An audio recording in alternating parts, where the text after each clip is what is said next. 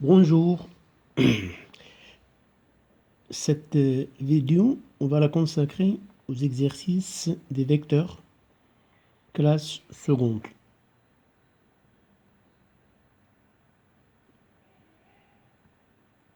Vecteurs. On commence le premier exemple. On considère un triangle ABC et on note I, le milieu du segment BC. Bon, je fais une figure là, à la main. A, B, C. I, milieu du segment BC. Exprimer BI en fonction de BC. BI en fonction de BC, on sait déjà que I, c'est milieu du segment BC. Donc, c'est facile, il faut juste écrire BI, le vecteur BI, égale à la moitié du vecteur BC, égale à 1 demi BC. Après, exprimer AI, le vecteur AI, en fonction de AB et AC. Voilà, on utilise la relation de Chasles. AI, pour y aller de AI, on peut aller de AB après BI, égale AB plus B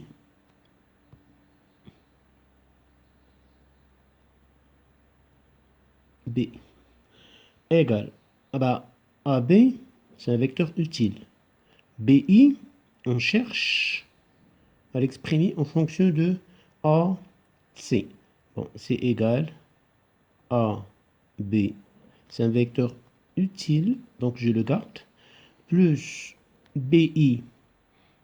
La question précédente, on nous a demandé d'exprimer BI en fonction de BC, donc je n'ai qu'à remplacer, plus BI, c'est 1 demi BC. 1 demi BC. Mais on n'a pas encore fini. On nous demande d'exprimer AI en fonction de AB et AC. Alors là, je l'ai exprimé juste en fonction de AB. Alors là, j'ai BC, il faut que je change. Donc, j'utilise encore une deuxième fois la relation de Chasles. Égale AB plus 1 demi. Ben, je décompose le vecteur BC. Je cherche à avoir un vecteur utile, c'est AC. Donc, je décompose pour faire apparaître AC. C'est BA plus AC. Je continue, égal AB plus, je développe 1 demi BA.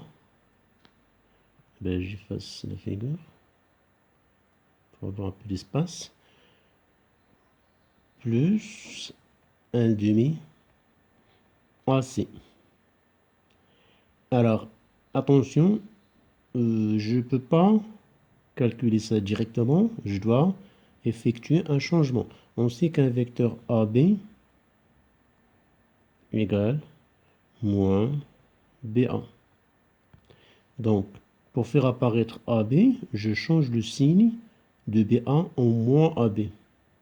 Donc, ça donne AB moins 1 demi AB plus 1 demi AC.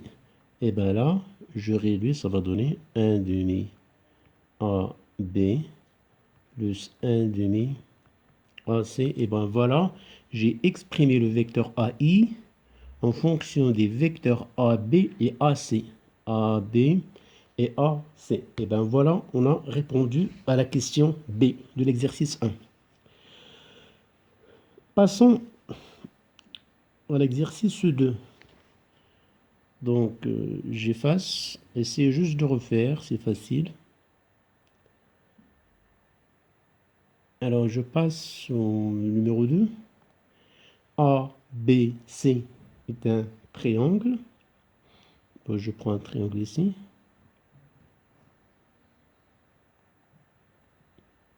A, B, C. On note M, le milieu de AB. M, milieu du segment AB. Donc, un conseil, il faut à chaque fois coder, mettre des codes sur la figure. Et N, milieu de AC.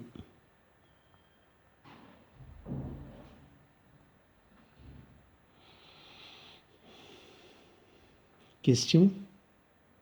Démontrer que, ou bien démontrer l'égalité vecteur Mn égale 1 demi vecteur BC. Alors Mn égale à 1 demi BC. Bon, je pense que c'est une propriété que vous avez déjà vue en quatrième, ce qu'on appelle le théorème des milieux.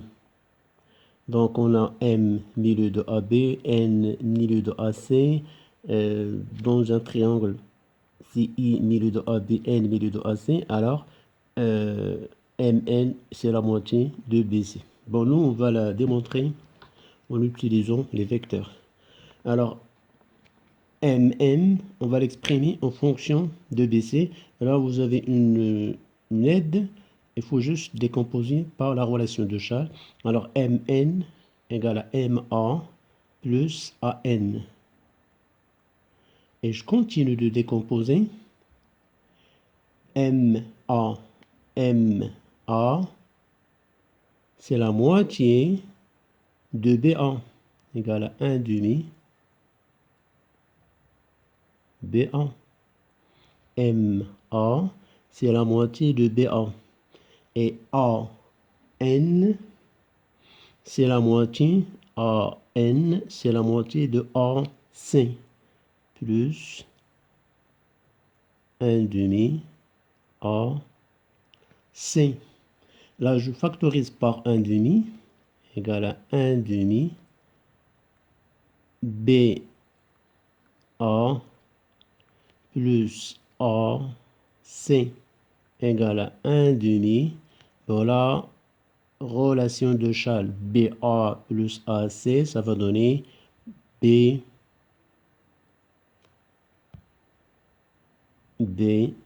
C. Donc voilà, on a montré que le vecteur Mn égale 1 demi le vecteur BC. On est parti de Mn, on l'a décomposé par la relation de Charles, c'est Ma plus An. Après, d'après la figure, Ma, c'est la moitié de Ba, c'est 1 demi Ba. An, c'est la moitié de AC. Après, on a factorisé par 1 demi. Après, on a utilisé la relation de Charles pour réduire ce vecteur. BA plus AC égale à 1 demi BC. Alors, passons au numéro 3. Soit A, B, C, un triangle. On note M et N, les points définis par AM, 1 tiers de AB. AM, c'est 1 tiers de AB. AN, c'est 2 tiers de AC. On considère aussi le point P tel que ACBP. ACBP soit un parallélogramme. Exprimer CP en fonction de AB et de AC. Question, elle est simple. Donc, on vous demande d'exprimer CP. Alors, comme d'habitude, il faut juste penser à la relation de Charles. Alors, je prends le vecteur CP. CP. Donc, c'est égal. CP, je peux aller de CA à P.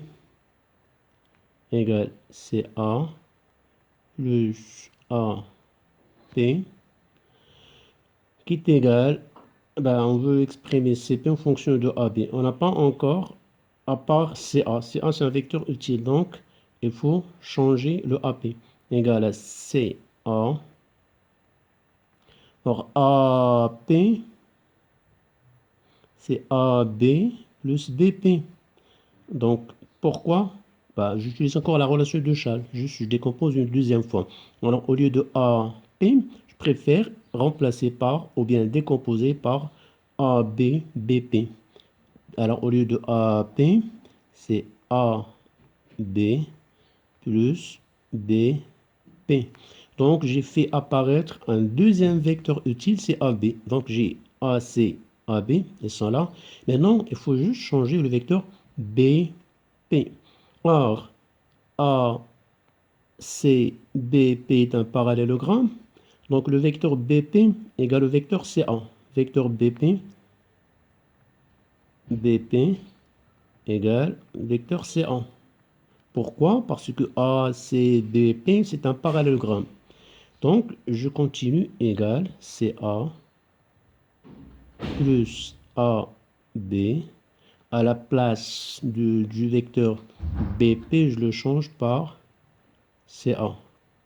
Donc, ça va donner 2CA, CA plus AB. Voilà, j'ai trouvé le vecteur 2CA plus AB. Donc, je viens d'exprimer le vecteur CP en fonction de 2CA plus AB. Passons à la question suivante. Exprimer MN, la même chose, en fonction de AB et de AC. J'efface cette partie-là. Juste, je recopie le résultat. CP, CP, CP égale 2CA plus AB. J'efface ici, j'ai pas de place. Alors, je prends le vecteur Mn. Alors, pour le vecteur Mn,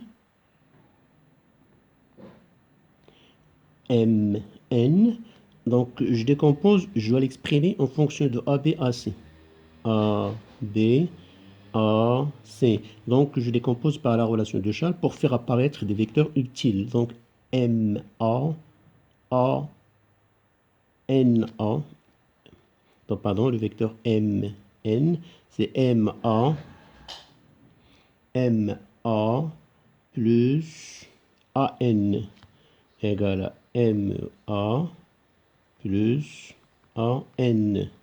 Or, MA, on l'a déjà comme relation ici, égale, attention, si j'ai AM, donc c'est moins un tiers de AB. Et AN, je l'ai ici, plus 2 tiers de AC. Alors faites attention, juste j'explique MA. Alors moi j'ai AM. Alors on a AM égale à 1 tiers AB. Donc MA, ça va être égal à moins 1 tiers AB. Donc à chaque fois que j'inverse un vecteur, je mets un signe. AM égale 1 tiers AB. Donc MA, ça va donner moins 1 tiers AB. Alors, je viens là, j'écris MN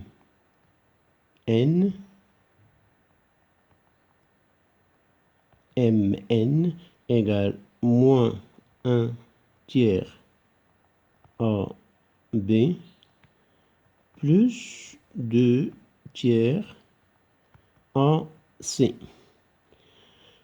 Alors là, je factorise par moins 1 tiers. Juste pour répondre à la dernière question, on dit déduire que les droites MN et CP sont parallèles. Alors pour que les droites soient parallèles, il faut que le vecteur soit collinéaire. Ça veut dire le vecteur MN et CP soient collinéaires. Ça veut dire trouver une relation entre le vecteur MN et le vecteur CP. Alors pour trouver une relation entre les deux vecteurs, je vais essayer de factoriser par moins 1 tiers. Moins 1 tiers. Facteur AB. Attention, j'ai moins, si j'ai plus, je mets moins. Moins 2 AC est égal moins 1 tiers AB plus 2CA. Voilà, j'ai exprimé MN. Alors, c'est moins 1 tiers. Alors, AB plus 2CA. AB plus 2CA, ça donne CP. C'est moins 1 tiers CP. Donc, voilà, j'ai trouvé MN, le vecteur MN, égale moins 1 tiers CP. Ça, c'est une relation de collinéarité entre le vecteur MN et CP. Donc, les vecteurs MN et CP sont collinéaires. Par conséquent, les droites MN et CP sont parallèles. Voilà la réponse, la troisième question C. Donc, je récapitule rapidement. Alors, on vous demande d'exprimer CP en fonction de AB à AC.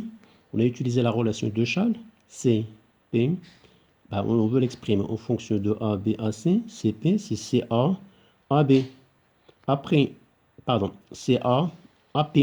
Après AP, je l'exprime en fonction de AB. C'est AB, BP. Donc, il faut juste revoir ce qu'on a fait pour la question A. On a fait la même chose pour la question B. On a exprimé les deux vecteurs en fonction de AB, AC, AB, AC. Moi, même si j'ai pris CA, ça ne change rien. CA, juste, il faut changer de signe. Donc, après, finalement, on vous demande est-ce que les droites sont parallèles. Donc, pour montrer que les droites sont parallèles, il faut juste chercher à trouver une relation de collinéarité entre le vecteur MN et le vecteur CP. C'est ce que j'ai fait là. J'ai trouvé que MN égale 1 tiers CP. Par conséquent, ou bien donc, les droites sont parallèles. Voilà pour cette partie de cours destinée aux élèves de la seconde. Je vous souhaite bon courage et à la prochaine vidéo.